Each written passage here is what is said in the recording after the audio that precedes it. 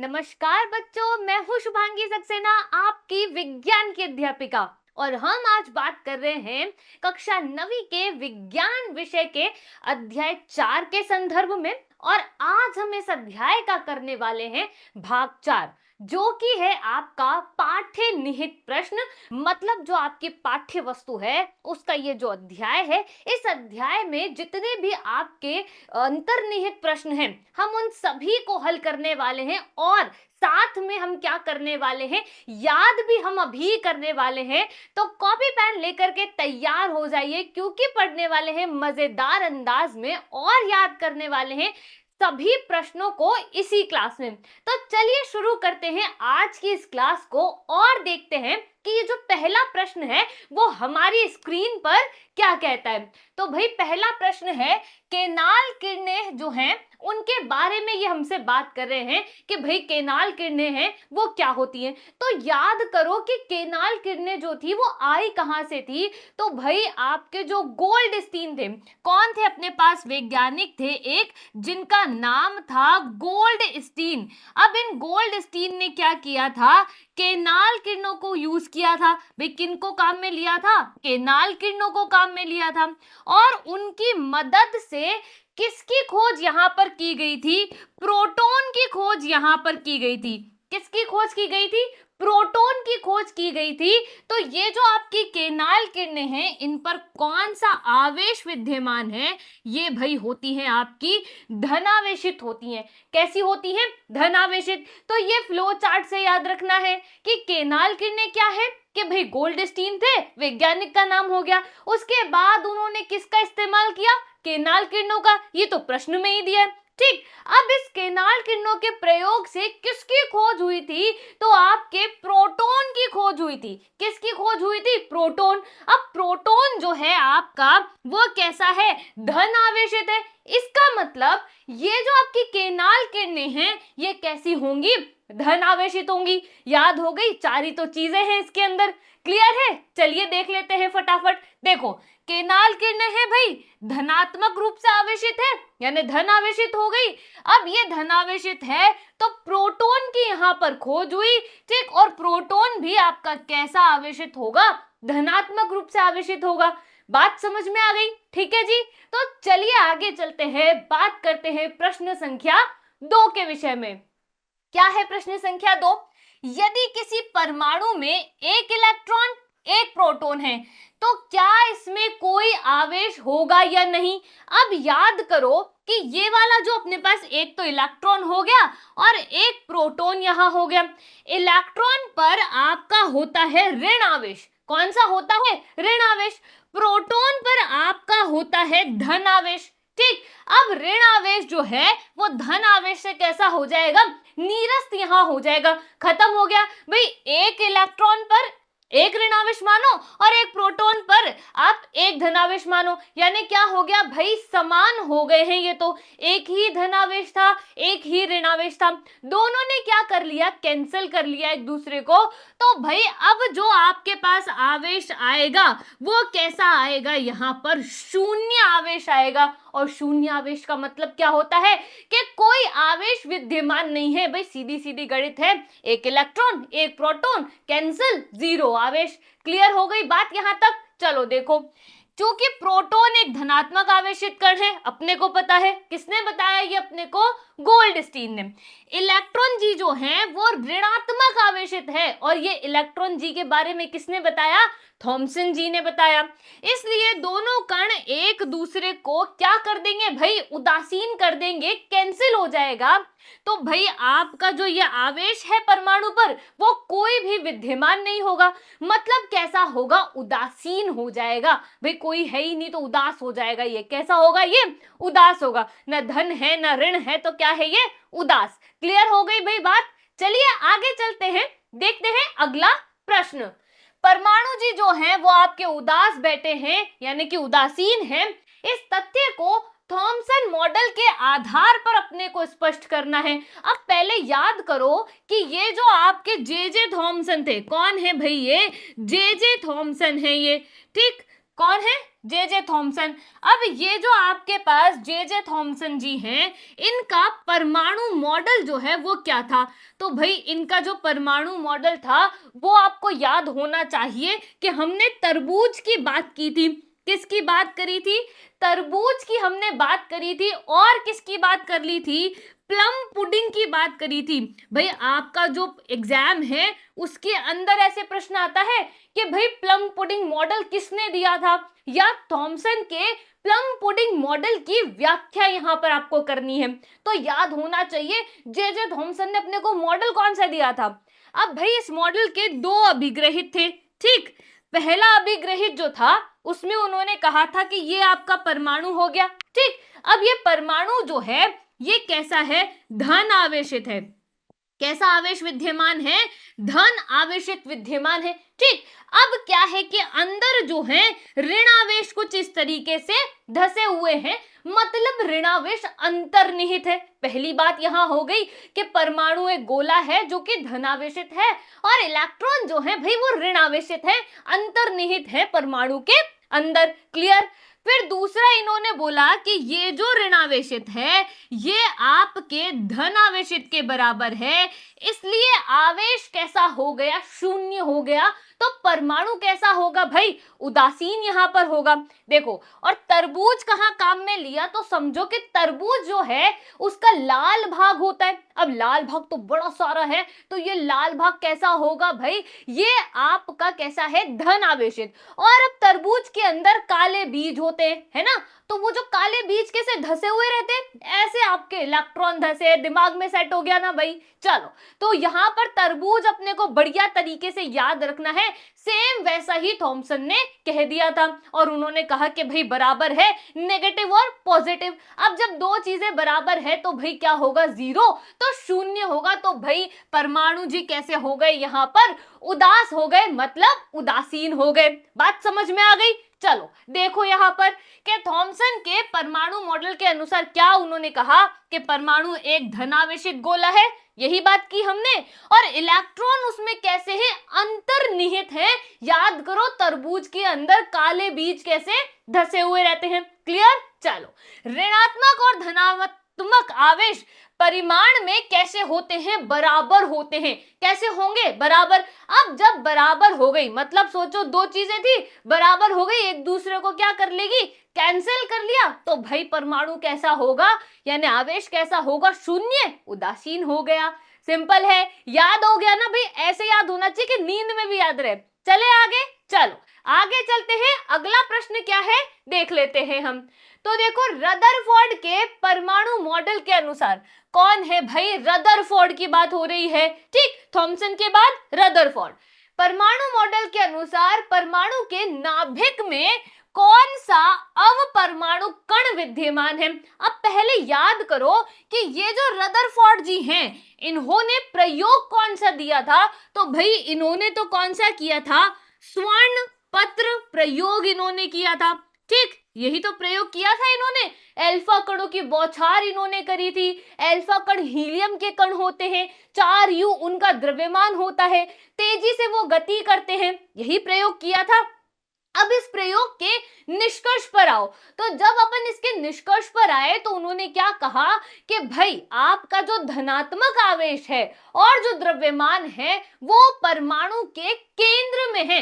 मतलब आपका ये जो परमाणु है इसका जो है बहुत सारा भाग तो खाली है, अब जो भरा हुआ भाग है वो आपका केंद्र में है, जहां पर आपका धनात्मक आवेश विद्यमान है, संपूर्ण द्रव्यमान विद्यमान है, जिसको उन्होंने क्या कहा था भाई? नाभिक कहा था। याद आ गया? नाभिक कहा था। तो भाई कौन सा आवेश विद्यमान है? धनात्मक। और धनात्मक आवेश कौन से कण पर होता है? प्रोटॉन पर होता है। भाई किस पर होता है? प्रोटॉन। पी जिसका प्रतीक है, और ऐसे हम उसको लिखते हैं। याद आ गया सब कुछ? क्लियर है? चलो देख लेते हैं फटाफट। रदरफोर्ड के परमाणु मॉडल के अनुसार परमाणु के नाभिक में धनात्मक आवेश वाले प्रोटॉन के जो कण हैं, यानी प्रोटॉन सीधा सीधा समझो, वो विद्यमान है यहां पर। क्लियर है? चलो आगे। चलो अगला प्रश्न देखते हैं कि क्या है हमारी स्क्रीन पर। 3 कक्षाओं वाले बोर के परमाणु मॉडल का चित्र बनाना है। भाई यहाँ पर आपको क्या करना है, वीडियो को पॉज करना है, कॉपी पेन को उठाना है और पहले सोचो कि बोर ने क्या मॉडल दिया था और फिर फटाफट से कॉपी में बना लो। तो बोर का ये जो सिद्धांत है या परमाणु मॉडल है वो इलेक्ट्रॉन के वितरण पर आधारित था। भाई इन्होंने क्या बताया था कि इलेक्ट्रॉन का जो वितरण है वो कैसे होता है। ठीक, अब वितरण कहाँ करवाओगे आप, परमाणु में करवाओगे। ठीक, तो इन्होंने कहा था कि भाई जो इलेक्ट्रॉन है वो परमाणु में निश्चित कक्षाओं में चक्कर लगाते हैं और उन कक्षाओं को इन्होंने क्या कहा था, विविक्त कक्षा कहा था। क्या कहा था, विविक्त कक्षा। ठीक, और वहां पर इन्होंने कक्षाओं के नाम भी दे दिए थे। क्या नाम दिए भाई, के, एल, एम और एन। ठीक, अब इन कक्षाओं में इलेक्ट्रॉन कैसे भरे जाएंगे उसके लिए इन्होंने 2n² भी दे दिया था। भाई इस सूत्र की मदद से भर देना और यहां पर n बराबर 1, 2, 3 और 4 रख देना। अब तो याद आ गया होगा, तो अब बना लो अपनी कॉपी में, फटाफट से बनाओ। चलो फटाफट बना के देखो कि भाई बोर का जो परमाणु मॉडल का चित्र है वो आपको कितनी कक्षा तक बनाना है, 3 कक्षा तक बनाना है। तो भाई कैसे वो बनेगा, तो भाई देखो ये बीच वाला तो आपका नाभिक हो गया है। ठीक है, गोल गोल बढ़िया सा नाभिक बना लो। क्लियर हो गई बात यहां तक। अब इसके बाद ये पहली कक्षा, ये दूसरी कक्षा और ये हो गई है आपकी तीसरी कक्षा। यानी पहली कक्षा कौन है आपकी, के है, दूसरी एल है, तीसरी एम है। अच्छा, के में कितने इलेक्ट्रॉन आ सकते हैं भाई, 2 आ सकते हैं। एल में 8 आ सकते हैं, एम में 18। कैसे, यहाँ के लिए n बराबर 1 रख दो, किस में रखोगे, 2n² में रखोगे। l के लिए कितना रखोगे, n बराबर 2 रख दोगे और m के लिए n बराबर कितना रखेंगे अपन, 3 रख देंगे। बन गया क्या भाई, सबने यही बनाया था। बोर का पूरा परमाणु मॉडल याद आ गया। चलो फटाफट से देख लेते हैं भाई यही है कि नहीं है। क्लियर हो गई बात, यही बनाया है हमने। चलो याद है, अब आगे चलते हैं और देखते हैं अगला प्रश्न। भाई पढ़ो, क्या अल्फा कणों का प्रकीर्णन प्रयोग सोने के अतिरिक्त दूसरी धातु की पन्नी से संभव है।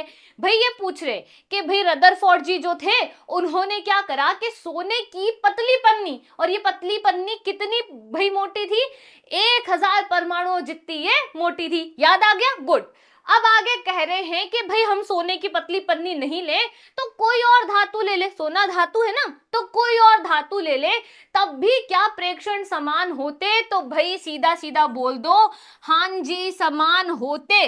क्यों, क्योंकि परमाणु की जो संरचना है वो कैसी है, वो तो समान ही है। तो आप कोई सी भी धातु की पन्नी यहाँ लो, प्रेक्षण कैसे होंगे, समान ही प्राप्त होंगे। बात समझ में आ गई यहाँ तक, तो देख लेते हैं फिर। किसी भी धातु की पन्नी का उपयोग करने पर अल्फा कण प्रकीर्णन प्रयोग के प्रेक्षण जी जो है कैसे रहेंगे, समान ही यहाँ पर प्राप्त होंगे। कारण समझो, परमाणु की संरचना के कारण। क्यों, क्योंकि जो संरचना है वो कैसी है, समान यहाँ पर है। क्लियर हो गई बात यहाँ तक। ये प्रश्न आता है परीक्षा में तो बढ़िया तरीके से समझ लेना। चलिए आगे चलते हैं, देखते हैं अगला प्रश्न। परमाणु के 3 अवपरमाणु कणों के नाम लिखने हैं। भाई कोई दुविधा ही नहीं होनी चाहिए, वीडियो को आपको पॉज करना है और फटाफट कॉपी पेन उठाओ और फटाफट से 3 नाम लिखने हैं, तो 3 नाम लिख दो। और ये कण के बारे में हमने खूब बात करी है। भाई कौन कौन से हैं, एक आपके पास कौन है, इलेक्ट्रॉन है। ये हमेशा कैसा होगा, नेगेटिव। भाई ये बिल्कुल नेगेटिव है ना, याद आ गया। चलो फिर आ जाते हैं प्रोटॉन। कौन है, प्रोटॉन। और प्रोटॉन कैसे होंगे, धनात्मक आवेशित होंगे। फिर आपके पास आते हैं न्यूट्रॉन। कौन आते हैं, न्यूट्रॉन। और न्यूट्रॉन भाई कैसे होते हैं, उदासीन यहाँ होते। अच्छा याद करो, इलेक्ट्रॉन जी जो है किसने बताया था इनके बारे में, जे थॉमसन ने बताया था। किसने बताया था, जे थॉमसन जी ने बताया था। प्रोटॉन के बारे में किसने बताया, गोल्डस्टीन ने बताया अपने को। ठीक, और न्यूट्रॉन के बारे बारे में किसने बताया? जेम्स चैडविक ने बताया। याद रह जाएगा। चलो भाई, जितनी चीजें पढ़ रहे हैं उसके बारे में थोड़ा थोड़ा बार बार अपने को लिखना चाहिए। उससे क्या होगा, अपने को याद हो जाएगा और लिखने का अपना अभ्यास भी हो जाएगा। भाई परीक्षा में बिना देखे ही तो लिखना है, यही करते हैं ना अपन। तो बार बार लिखो, बार बार दोहराओ। ठीक, अब देखो इलेक्ट्रॉन भाई किससे प्रदर्शित करोगे? ई से आवेश माइनस, प्रोटॉन पी से आवेश प्लस, और न्यूट्रॉन एन से आवेश कुछ इस पे होता नहीं है। क्लियर हो गई? तो चलो देख लेते हैं। यहां आ गया इलेक्ट्रॉन, प्रोटॉन और न्यूट्रॉन। क्लियर? चलो आगे चले, आगे चलते हैं, देखते हैं अगला प्रश्न। हीलियम परमाणु का परमाणु द्रव्यमान कितना है? भाई 4u दे रखा है, यानी हीलियम जो है उसका जो इन्होंने द्रव्यमान दिया है, तो वो द्रव्यमान कितना दे रखा है? 4u यहां दिया है। ठीक, उसके नाभिक में 2 प्रोटॉन होते हैं। भाई ये बोल रहे हैं कि इसका जो नाभिक है इसमें कितने प्रोटॉन हैं? 2 प्रोटॉन हैं। आपको पूछा जा रहा है न्यूट्रॉन के विषय में कि भाई बताओ कि यहां पर कितने न्यूट्रॉन है। तो भाई हमने जो है द्रव्यमान संख्या ज्ञात करना सीखा था। तो अब आप यहां वीडियो को पॉज करो और फटाफट से मुझको न्यूट्रॉन निकाल के दिखाओ कि भाई कितने न्यूट्रॉन आपके पास आते हैं। अब याद होगा कि द्रव्यमान संख्या जो होती है वो होती है प्रोटॉन प्लस न्यूट्रॉन। क्या होती है? Proton plus neutron. साथ में क्या कहते हैं? न्यूक्लियॉन। कहां होते हैं? नाभिक में होते हैं। अब आपको यहां पर 4 दिया है और 2 दिया है। भाई आपको दे दिया ना, द्रव्यमान 4 है, प्रोटॉन 2 है। तो भाई अब क्या करोगे, यहां पर इस 2 को इधर ले आओ, तो ये 4 माइनस 2 होगा, क्योंकि 2 बराबर के उधर प्लस का था, इधर आएगा तो माइनस का हो जाएगा। ठीक, ये हो गया आपका न्यूट्रॉन। तो भाई कितने न्यूट्रॉन होंगे अंदर? 2 न्यूट्रॉन जो है वो विद्यमान है। तो आपका जो हीलियम का परमाणु है उसमें 2 प्रोटॉन और 2 ही क्या होंगे? न्यूट्रॉन। समझ आ गई बात? चलो फटाफट इसे देखते हैं। ये रहा आपका हीलियम का परमाणु। न्यूट्रॉन की संख्या और प्रोटॉन की संख्या क्या होती है? आपकी द्रव्यमान संख्या। ठीक, अब यहां पर दिया हुआ था कि भाई आपके पास 4 द्रव्यमान है, 2 प्रोटॉन है, न्यूट्रॉन अपन ने निकाल लिए, भाई 2 न्यूट्रॉन अपने पास आ गए। क्लियर है? चलो आगे। चलो अगला प्रश्न क्या है? कार्बन और सोडियम के परमाणुओं के लिए इलेक्ट्रॉन वितरण आपको लिखना है। देखो इलेक्ट्रॉन वितरण लिखने के लिए आपको ये पता होना चाहिए कि यहां पर ये जो कार्बन है और ये जो सोडियम है इसकी परमाणु संख्या क्या है, मतलब ये कितने नंबर पर यहां पर आता है। तो अपने को क्या पता होना चाहिए? परमाणु संख्या। परमाणु संख्या से आपको क्या पता चलेगा? भाई आपको पता चलेगा प्रोटॉनों की संख्या। किसकी संख्या पता चलेगी? प्रोटॉन की संख्या। ठीक, और जितने प्रोटॉन होते हैं उतने ही कौन होते हैं? इलेक्ट्रॉन यहां होते हैं। बात आई यहां तक समझ में? तो देखो कार्बन जो है वो आपका कितने नंबर पर आता है?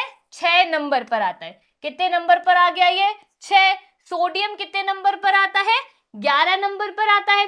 यानी प्रोटॉन कितने हैं? 6 और इसमें कितने हैं? 11। तो इलेक्ट्रॉन का वितरण कैसे होगा?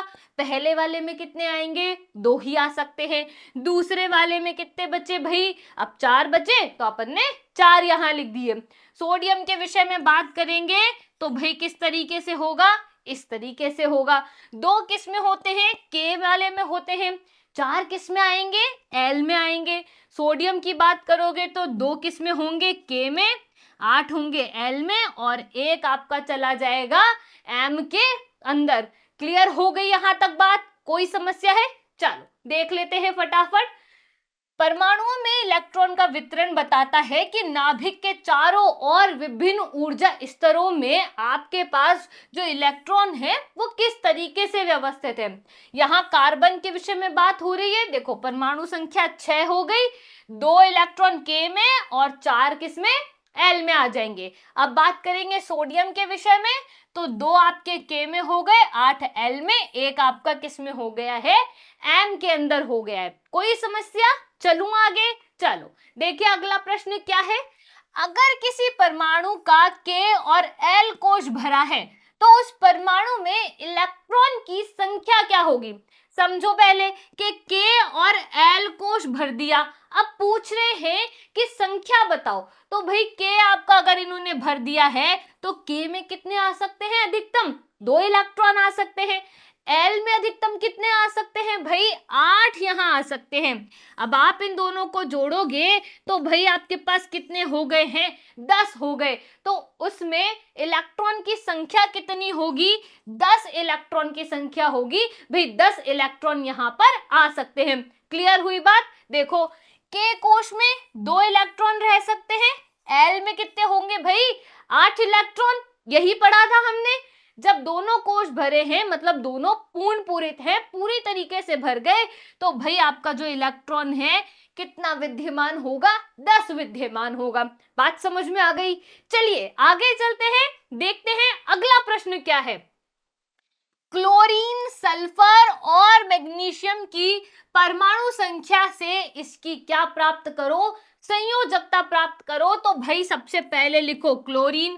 क्लोरीन आता है आपका 17 नंबर पर। कितने पर? 17 पर।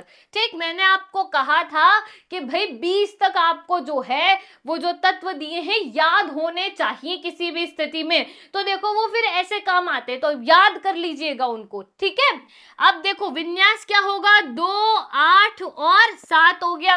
तो बाह्यतम कोश में कितने इलेक्ट्रॉन हैं? 7। अब किससे ज्यादा हो गए? 4 से ज्यादा यहाँ पर ये हो गए हैं। 4 से ज्यादा हो गए तो हम क्या करेंगे? 8 में से माइनस कर लेंगे। तो क्लोरीन जी जो है इनकी संयोजकता कितनी होती है? 1 इनकी संयोजकता होती है।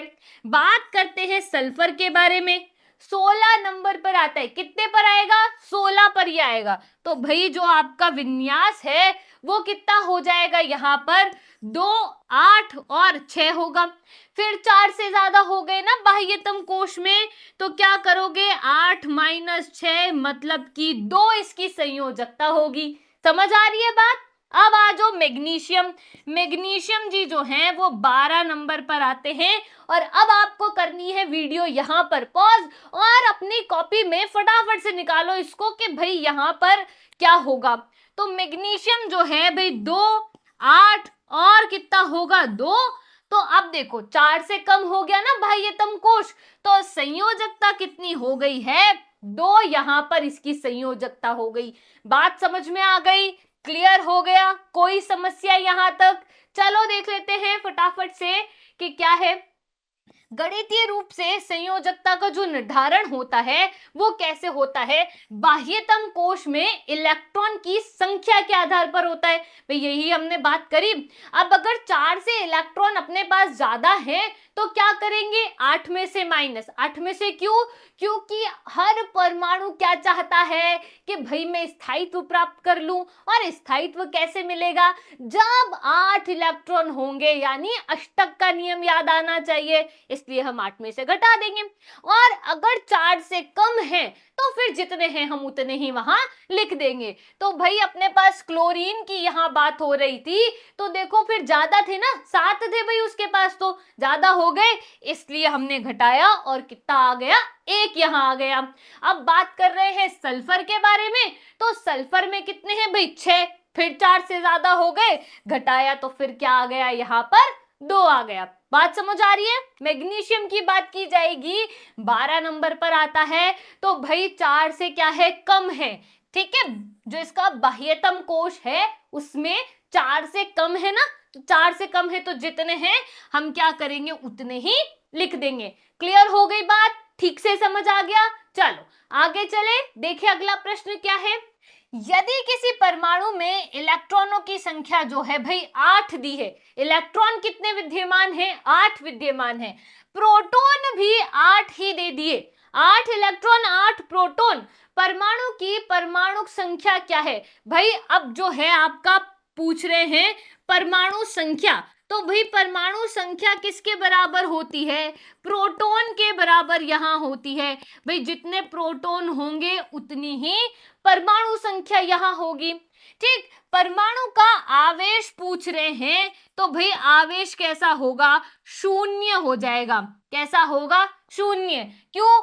8 ही धनावेश है भाई, 8 प्रोटॉन है और 8 ही क्या दे रखे हैं, इलेक्ट्रॉन यहां दे रखे हैं। तो क्या होगा, कैंसिल, कितना आ जाएगा, शून्य यहां पर आ जाएगा। कितना आएगा, शून्य। क्लियर हो गई। चलो देख लेते हैं। तो प्रोटॉन की संख्या 8 दी है, इलेक्ट्रॉन की संख्या भी 8 दी है, तो फिर परमाणु की संख्या कितनी हो गई, 8 यहां हो गई। बात समझ में आ गई।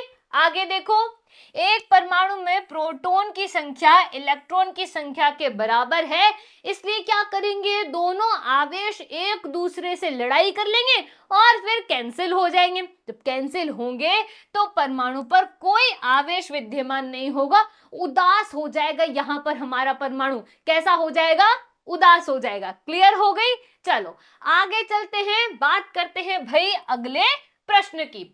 सारणी दी हुई है, इसकी सहायता से ऑक्सीजन और सल्फर परमाणु की द्रव्यमान संख्या निकालनी है।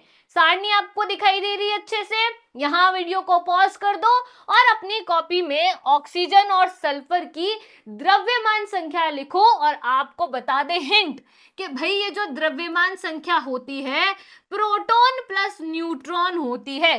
प्रोटॉन और न्यूट्रॉन की संख्या का योग करो और बताओ कि द्रव्यमान संख्या क्या होगी, ऑक्सीजन की और सल्फर की। करें इसको। देखो, प्रोटॉन जो दिए हैं वो दिए हैं 8 और न्यूट्रॉन जी जो दिए हैं वो दिए हैं 8। तो ये जो ऑक्सीजन आपके पास यहां दे रखी है, ऑक्सीजन की संख्या कितनी हो जाएगी, 16 हो जाएगी। हम क्या करेंगे, जोड़ देंगे। भाई यही तो द्रव्यमान संख्या होती है। और सल्फर की कितनी दी है, 16, और न्यूट्रॉन भी कितने हैं, 16। जोड़ दो तो कितना हो जाएगा, 32 आ जाएगा। तो सल्फर का द्रव्यमान कितना हो गया है, 32, और आपका ऑक्सीजन का कितना हो गया है, 16 यहां पर हो गया है। क्लियर हो गई बात। चलिए देख लेते हैं ठीक से। यहां बात की जा रही है ऑक्सीजन के विषय में। तो ऑक्सीजन का भाई 8 प्रोटॉन 8 इलेक्ट्रॉन, परमाणु क्रमांक 8, द्रव्यमान होता है प्रोटॉन प्लस न्यूट्रॉन। क्लियर है। तो भाई 16 हो गई है यहां पर। सल्फर की बात की जा रही है, 16 प्रोटॉन 16 न्यूट्रॉन, परमाणु का जो क्रमांक है वो भी कितना, 16।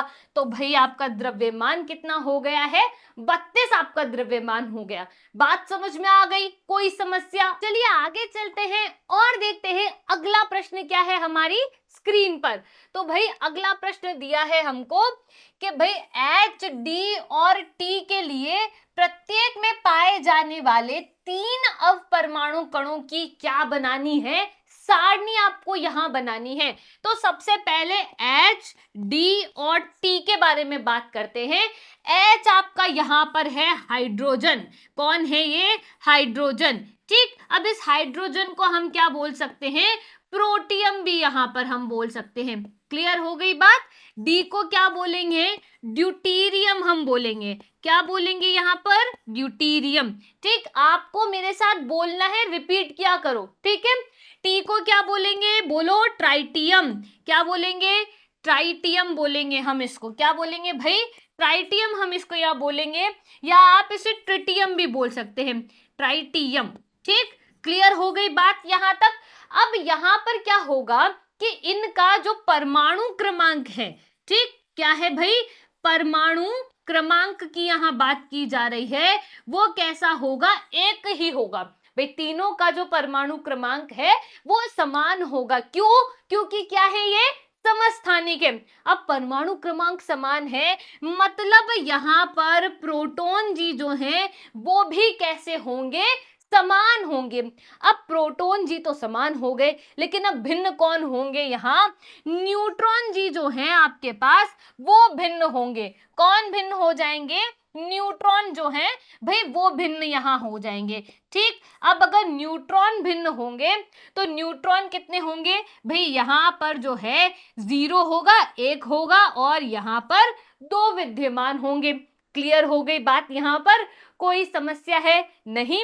चलो अब यहां देखो कि भाई इलेक्ट्रॉन कितने होंगे, तो जितने प्रोटॉन उतने ही इलेक्ट्रॉन यहां विद्यमान होंगे। चलिए सारणी को देख लेते हैं ठीक से।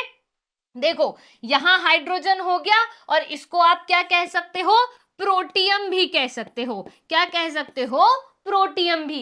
ये ड्यूटेरियम हो गया, ये ट्रिटियम या ट्राइटियम भी इसको कह सकते हो। प्रतीक हो गया है एच, डी और टी।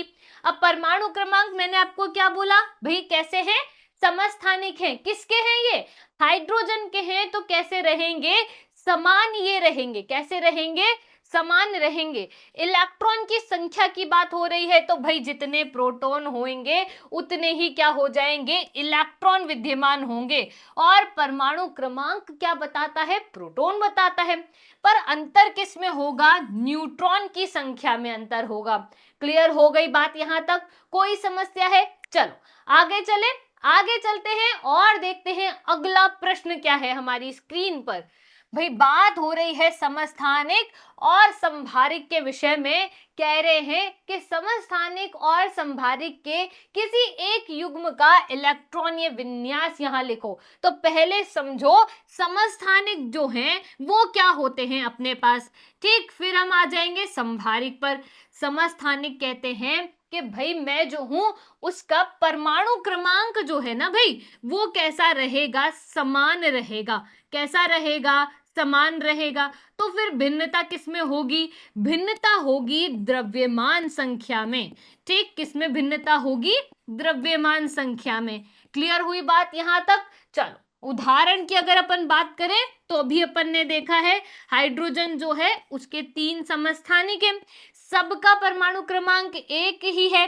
ठीक, लेकिन उनका जो द्रव्यमान है वो आपके पास कैसा है, अलग अलग है। कैसा है द्रव्यमान, अलग अलग द्रव्यमान है। ठीक, अब एक बात बताओ, ये जो द्रव्यमान संख्या है आपकी, ये किससे मिलकर के बनी होती है, प्रोटॉन प्लस न्यूट्रॉन से, है ना, इसी से तो बनी होती है। तो भाई प्रोटॉन का मतलब तो परमाणु क्रमांक हो गया, तो फिर भिन्न कौन हो गया, न्यूट्रॉन की संख्या भिन्न हो गई। यानी यहां पर कौन भिन्नता बता रहा है, न्यूट्रॉन की संख्या भिन्नता बता रही है। क्लियर है बात। आगे बात की जा रही है किसके बारे में, संभारिक के विषय में। किसके विषय में, संभारिक। ठीक, अब संभारिक से याद करो, भार मतलब क्या होगा, द्रव्यमान। ठीक, तो क्या समान होगी, द्रव्यमान संख्या यहां समान हो जाएगी। तो भिन्नता कौन बताएगा, परमाणु क्रमांक जो है वो आपके भिन्नता बता देंगे। ठीक, द्रव्यमान संख्या कैसी होगी, समान, और परमाणु क्रमांक यहां हो जाएंगे भिन्न। क्लियर हो गई। अब अगर मैं उदाहरण की यहां बात करूं तो मेरे पास एक तो है आर्गन, एक मेरे पास है कैल्शियम। ये 18 नंबर पर आता है, 20 नंबर पर। यहां पर 40 इसका द्रव्यमान है और 40 ही इसका द्रव्यमान है। तो द्रव्यमान देखो समान, लेकिन अंतर किस में आया, परमाणु क्रमांक में अंतर आया। क्लियर हो गई बात यहां तक, कोई समस्या है। चलो देख लेते हैं इसको। समस्थानिक की बात हो रही है। समस्थानिक में वे परमाणु होते हैं जिनमें प्रोटॉन की संख्या समान होती है। कैसे, क्योंकि परमाणु क्रमांक समान तो प्रोटॉन की संख्या समान, लेकिन न्यूट्रॉन की संख्या में अंतर आएगा तो द्रव्यमान संख्या में भी क्या होगा, भिन्नता यहां हो जाएगी। ठीक, यहां हमने कार्बन के 2 समस्थानिक लिए हैं। किसके समस्थानिक ले लिए मैंने, कार्बन के। तो भाई कार्बन जो है उसके 2 समस्थानिक होते हैं। ठीक, एक हो गया आपके पास कार्बन जो है उसमें 12 उसका द्रव्यमान है, एक का 14 द्रव्यमान है। तो आप देखो यहाँ परमाणु क्रमांक कैसा है, समान है। कैसा है यहाँ पर, समान। क्लियर है। चलो अब बात कर रहे हैं भाई किसके बारे में, संभारिक के बारे में। तो संभारिक वे परमाणु है जिसकी द्रव्यमान संख्या कैसी होगी, समान, पर परमाणु क्रमांक कैसे होंगे, भिन्न यहां पर होंगे। तो आप यहां देख लो, मैंने यहां पर किसके बारे में लिख दिया है, कैल्शियम के बारे में लिखा और आर्गन के बारे में लिख दिया। क्लियर हो गई बात यहां तक, कोई कंफ्यूजन है, सब याद हो गया। अब आपको क्या करना है, अब आपको बहुत महत्वपूर्ण काम यहां पर करना है। और ये काम क्या है कि आपको अपनी जो कॉपी है उसमें आज हमने जितने प्रश्न किए हैं ना, ये सभी के सभी प्रश्नों को बिना देखे लिखने का अभ्यास आपको करना है। क्यों, क्योंकि परीक्षा में बिना देखे लिखना होता है। और ये समस्थानिक संभारिक वाला तो भाई महत्वपूर्ण क्वेश्चन है, परीक्षा में जरूर ही आपसे पूछ लिया जाता है। ठीक, हम आपसे मिलेंगे इसके अगले भाग में। धन्यवाद।